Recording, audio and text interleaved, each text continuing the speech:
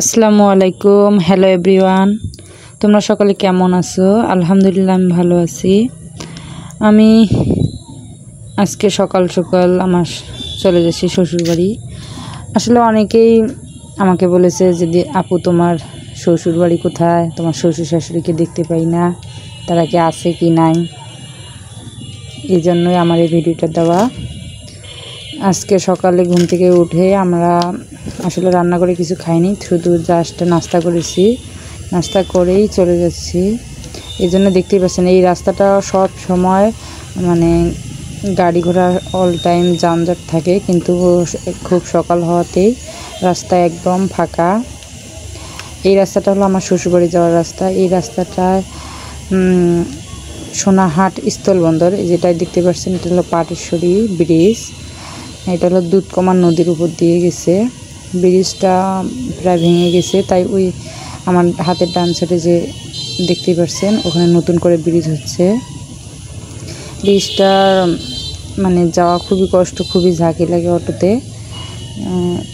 এটা 71 সালে যুদ্ধের সময় এই ব্রিজটাতে বোমা ব্লাস্ট হয়, তাই ব্রিজটা তখন ভেঙে গিয়েছিল, পরে মেরামত করে চলতেছে। কিন্তু ব্রিজটা মানে এখন ওর মেয়াদ শেষ হয়ে গিয়েছে। এই তো চলে এসেছে আমার শ্বশুরবাড়ি, সামনে আমার শ্বশুরবাড়ি। আসলে আমার শ্বশুরবাড়ি গ্রাম এলাকায়, একই উপজেলা তবে গ্রাম আলাদা। আমরা অটো দিয়ে চলে আসলাম দুই বাবুকে নিয়ে। তোমরা দেখতে থাকো আসলে আমার শ্বশুরবাড়ি কেমন। এই যে সামনে এগুলো জমিগুলো দেখতেছেন, এগুলো আমার শ্বশুরের জমি। মানে সামন পিছন যত দূর চোখ যায় প্রায় আমার শ্বশুরের এখনও 70 বিঘা জমি আছে। উনি একজন শিক্ষক মানুষ, রিটায়ার করেছেন।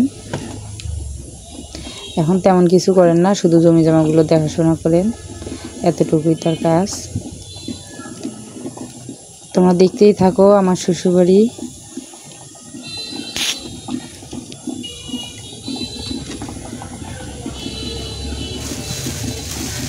আসলে আমরা আজকে থাকবো না, আজকেই চলে যাব, তাই সকালে এসেছি, আবার বিকেলের দিক চলে যাব।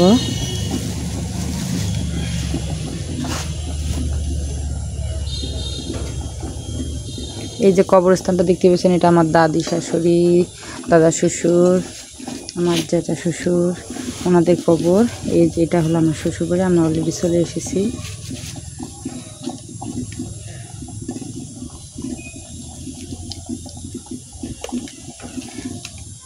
আসলে আমার শ্বশুর বাড়িতে কেউ থাকে না, আমার স্বামী, ওরা হলো 5 ভাই, সবাই বাইরে থাকে, শুধু আমার শ্বশুর আর শাশুড়ি এই বাড়িতে থাকে। আমার শ্বশুর বাড়িটা প্রায় 5 বিঘা জমির উপরে, আপনাদের ঘুরে ঘুরে দেখাবো। এটা আমার বাবুকে নামিয়ে দিয়েছে, ও খুঁজতেছে, কেউ নাই বাসা। আসলে ফাঁকা বাড়ি হলে যা হয়, আমার শ্বশুর শাশুড়ি ঘরে খেতে বসেছে সকালে। এটা আমার শ্বশুর।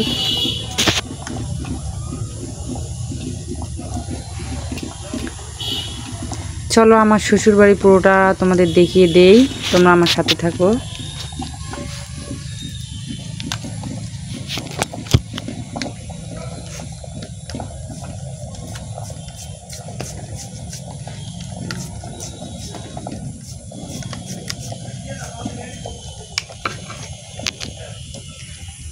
এটা হলো আমার শ্বশুরের বাড়ির ভাইয়ের ছাটের বারান্দা।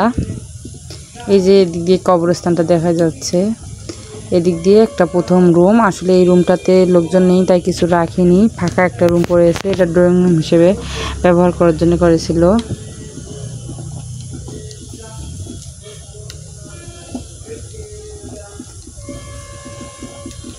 তার পাশে এই রুমটা, আসলে আমরা যখন যাই তখন কিন্তু এই রুমটাতেই থাকি, মানে কোনো নির্দিষ্টতা নাই। আমরা সবাই যখন যাই তখন এক একজন এক এক রুমে থাকে, তো আমি নির্দিষ্টভাবে এই রুমটাতেই থাকি। তার পাশে আরেকটা রুম আছে, তবে ওই রুমটাতে আগে আমরা গিলে থাকতাম, কিন্তু এখন আমার শাশুড়ি রান্নাঘরটা একটু দূরে হওয়ায় তাই ওখানে গ্যাসের চুলা বসিয়ে নিয়েছে, উনিও মানে বলে যে এত দূর যাতায়াত করে আমার রান্না করতে অসুবিধা হয়, তাই আমি এখানে গ্যাসের চুলাটা বসিয়ে নিয়েছে। উনি রান্না করে এখানে এই ঘরের মেঝেতে বসে খায়, এখানেই রান্না করে এখানেই খায়, এই অবস্থা আর কি। বেশিরভাগ চুলায় রান্না করে, তবে যখন শরীর ভালো থাকে না তবে উনি গ্যাসের চুলায় তখন রান্না করে। গ্রামে আসলে অনেক লাকড়ির কী অবস্থা, অনেকেই দিয়ে দেয়, যেগুলো থাকে সেগুলো দিয়ে রান্না করে। এই যে পাশে আরেকটা রুম, এই রুমে কেউ থাকে না, আমার ছোটো দেবরও পড়াশোনা করে, বাইরে থাকে। ও যখন যায় তখন এই রুমটাতেই ও থাকে। যেটা হলো ধানের ঘর। তার পাশের রুমটা হলো আমার শ্বশুর থাকে, এই রুমটাতে আমার শ্বশুর আর শাশুড়ি থাকে। আসলে আমার শাশুড়ির মেয়ে নেই, 5টাই ছেলে। মেয়ে থাকলে হয়তো বা বাড়ির তেমন একটা ইয়ে থাকতো, কিন্তু মেয়ে না থাকার কারণে আমার শাশুড়ি একা। এই যে এই রুমটাতে আমার এক দেবর থাকে, মানে ও যখন ঢাকা তো না, ও চট্টগ্রামে এখন বর্তমানে ও কাস্টমের চাকরি করে, ও ওখানে গেছে, ওখানেই থাকে। এটার সাথে একটা বাথরুম আছে। আসলে বাথরুম করতো, তবে লোক নাই বিধায় বাথরুম করা হয়নি। বাথরুমের জন্য ওরা জায়গা করে রেখেছিল, আছে, পরবর্তীতে করবে। এটা ওই দেবরটা আসলে থাকে আর কি। তার পাশে এটা হলো ড্রয়িং রুম। এখানেও আমার আরেক দেবর আসলে থাকে, মানে যে যেখানে পায় সেখানেই থেকে যায়। এই তো যারা না, আমার বাবু এখানে কান্না করতেছে, আমার শাশুড়ি নিতে এসেছে। আমার শাশুড়ি কিন্তু অনেক বয়স, তবে দেখলে একদম বুঝতেই পারবেন না। আমার শ্বশুর শাশুড়ি দুজনে আবার হজ করে এসেছে, ওদেরকে বেশি ক্যামেরার সামনে নিয়ে আসতেছি না। এটা হলো আমার শ্বশুর বাড়ির, আমাদের এদিকে বলে বাইরে বাড়ি। আমার শাশুড়ি রান্না করতেছে। আসলে আজকে গরু মাংস, খাসির মাংস, পোলাও আর মাছ ভাজি এগুলো রান্না করেছে। আসলে আমি দুই বাবুকে নিয়ে রান্না করতে পারতেছি না, তাই যা শুধু ভিডিও করতেছি। এইটা মেয়েটা হলো কাজের, আমার শাশুড়িকে হেল্প করে। এখানে আমার শাশুড়ি ধান সিদ্ধ করার জন্য ধান ভিজায়। তো মাছ ভাজি হয়েছে, এখন এটা মনে হয় খাসির মাংস বসে দিয়েছে। আমার শ্বশুরের আবার হাই প্রেশার, উনি গরু মাংস খেতে চায় না, তাই ওনার জন্য খাসির মাংস।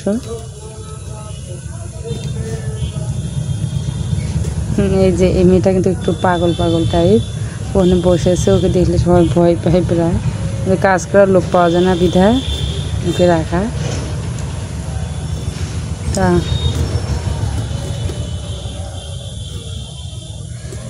এখন আমি আপনাদের আমার শ্বশুরবাড়ির যে পিছনে বাগান বাড়ি, আসলে বাগান বাড়িটা পুরোটা দেখাতে পারবো না, শুধু যে জঙ্গল নেই আমি সেই জায়গাটা দাঁড়িয়ে থেকে আপনাদের দেখাবো। তোমরা আমার পাশে থাকো, দেখতে থাকো। এই ঘরটাতে আসলে ধান চাউল এসব রাখে। এই ঘরটাতে শুধু লাকড়ি রাখে। এই পিছনে এটা বাইরের লোকের জন্য বাথরুম, মানে অনেক লোক তো যখন হয়, সবাই ঈদের মধ্যে সবাই বাসা যায়, তখন এক বাথরুমে হয় না, এটাদের বাইক সাইডের বাথরুম। শুধু এগুলো হলো সুপুরির বাগান। এই যে এটা হলো লেবুর গাছ, লেবু ধরেছে অনেক। তাছাড়া আমার শাশুড়ি সুপুরি গাছেই পান লাগিয়েছে, অনেক পান হয়েছে, তোমার দেখে নাও। এই যে অনেক পান গাছের উপরে বোঝা যায় না, আমার ক্যামেরাটা ভালো না হওয়ার কারণে কিছুই বোঝা যায় না, শুধু আপসা একটু দেখা যায়, এতটুকুই। এই যে পানগুলো দেখা যাচ্ছে।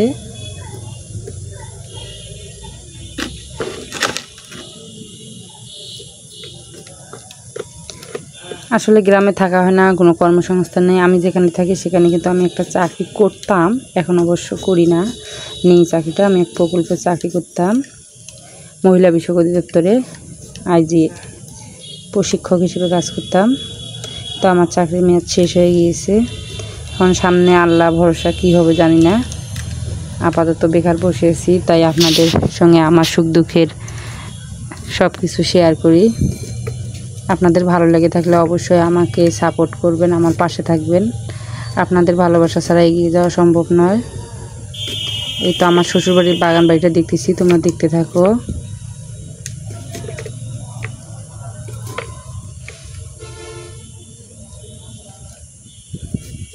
এখন আমি যাচ্ছি আমার শ্বশুর বাড়ির সামন সাইডে, ওইদিকেও বাগান আছে। এটা শুধু সুপারির বাগান দেখালাম, কিন্তু বাঁশ বাগান আছে 7 বিঘা, ওটাতে আরেকদিন আপনাদের দেখাবো। এটা হলো নদীর কাছেই, একদম মানে দুধকুমার নদীর কাছে। এটা আঙ্গিনা আমার শাশুড়ি যে বেগুন লাগিয়েছে, ফুল গাছ, তারপরে কাঁকরোল, মরিচ, এই যে মুরগির খামার।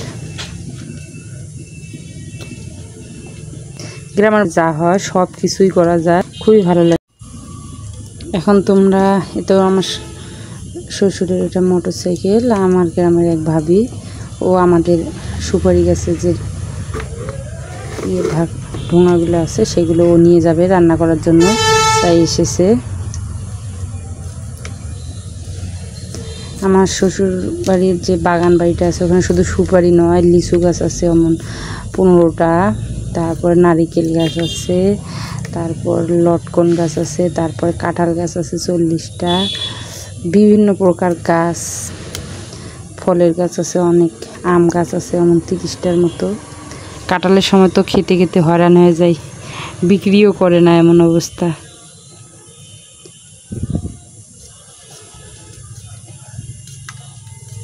যে ছোট ছোট আম গাছ আরও লাগিয়েছে, লিচু গাছ লাগিয়েছে। এখানে আমাদের এলাকার এক জেঠা ভাবিটা বসে আছে আমার ছোট বাবুকে নিয়ে।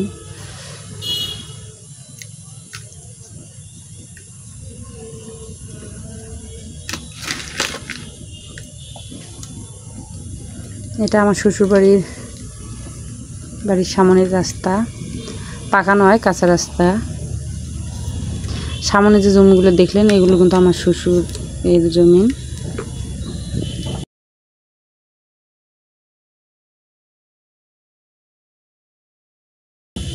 এটা কবরস্থান। এই যে এই বারান্দাটায় প্রথমে তোমাদের দেখিয়েছি। আমার ভিডিওতে কিন্তু অনেক সাউন্ড, কারণ আমার বাসায় একদম রাস্তার সাথে, আমি অলরেডি বাসা চলে এসেছি, সেখান থেকে এডিটিং করতেছি, তাই অল টাইম গাড়ির শব্দ, তোমরা কিছু মনে নিও না।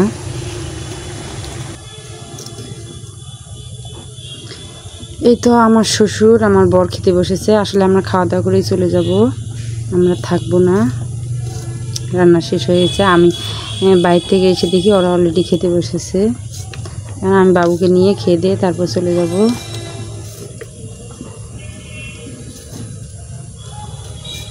আমি যে ভিডিও করতেছি আমার শ্বশুর কিন্তু একদমই টের পায় নাই, টের পেলে বলতো যে তুমি ভিডিও করতেছো আমাকে সহ।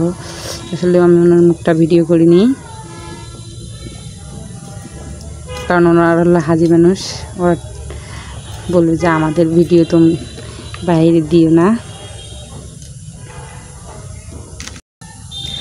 আমার কিন্তু আমার যে স্বামী এবং আমার যে দেবরেরা আছে ওরা কিন্তু সবাই 6 ফিট লম্বা, আমার শ্বশুরও 6 ফিট লম্বা। এই তো আমরা চলে আসতেছি এই ব্রিজের উপরে, এসে দেখি মানুষ পিকনিক খাচ্ছে, সেখানে অনেক বাজার।